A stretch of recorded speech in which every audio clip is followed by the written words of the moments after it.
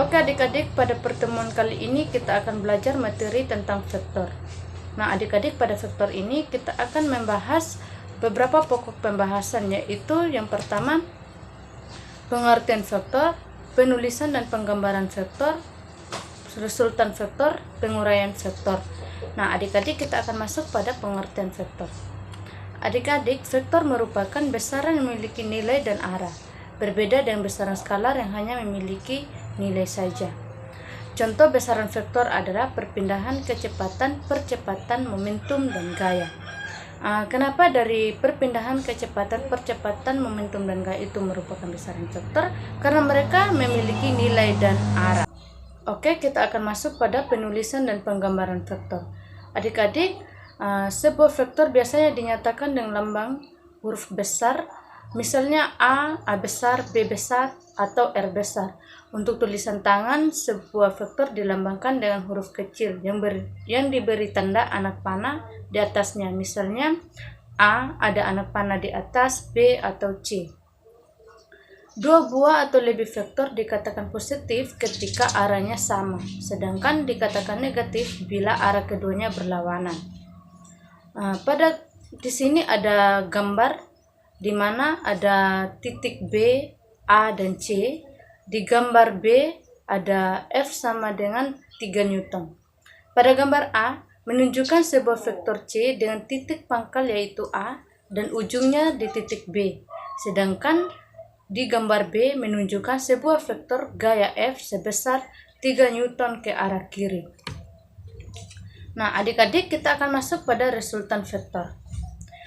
Beberapa vektor dapat dijumlahkan menjadi sebuah vektor yang disebut resultan vektor. Resultan vektor dapat diperoleh dengan beberapa metode, yaitu yang pertama, metode segitiga. Metode ini adik-adik hanya berlaku untuk dua buah vektor saja. Cara melukis vektornya adalah dengan menghubungkan titik pangkal B dengan ujung titik A.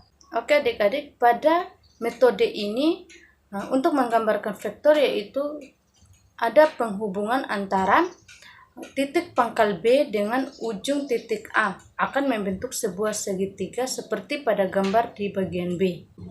Yang kedua adalah metode jajar genjang. Nah, cara melukis vektor ini yaitu dengan menghubungkan titik pangkal vektor pertama dengan pangkal vektor kedua. Metode ini hanya berlaku untuk dua buah vektor. Adik-adik bisa perhatikan gambar berikut, yaitu dengan menghubungkan titik pangkal vektor pertama atau titik pangkal A dengan pangkal vektor kedua atau B. Oke, kita akan masuk pada metode poligon. Metode poligon ini bisa digunakan untuk menggambarkan vektor yang lebih dari dua buah. Cara melukiskan vektor ini yaitu dengan menghubungkan ujung vektor pertama dengan pangkal vektor kedua. Adik-adik bisa memperhatikan gambar berikut, yaitu untuk penjumlahan vektor dengan metode poligon. Adik-adik bisa memperhatikan gambar A, terus ke B, C, dan D. Akhirnya bisa mendapat sebuah persegi. Oke, kita akan masuk pada metode keempat, yaitu metode analisis. Metode ini adalah metode yang paling baik untuk menentukan resultan beberapa vektor dan arahnya adalah metode analisis. Metode ini menggunakan perhitungan untuk mencari resultan pada vektor, yaitu dengan menggunakan rumus kosinus dan sinus. Nah adik-adik, untuk mencari resultan vektor menggunakan rumus kosinus yaitu R sama dengan akar F1 kuadrat tambah F2 kuadrat tambah 2F1 kali F2 kali cos alfa. Untuk mencari arah resultan menggunakan rumus sinus, di mana R per sin alfa sama dengan F1 per sin kali alfa kurang beta sama dengan F2 per sin beta. Oke adik-adik, kita akan masuk pada pembahasan berikut, yaitu menguraikan vektor.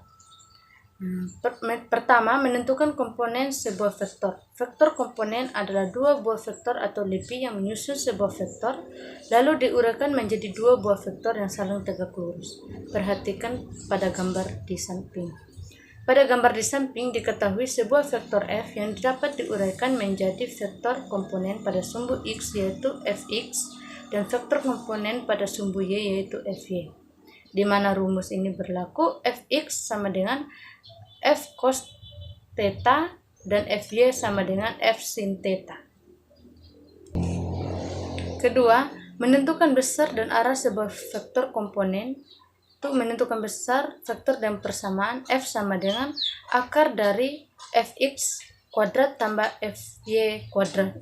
Untuk menentukan arah vektor dapat menggunakan persamaan tangen theta sama dengan fy per fx. Oke adik-adik, pembelajaran kita hari ini sampai di sini. Sampai ketemu minggu depan.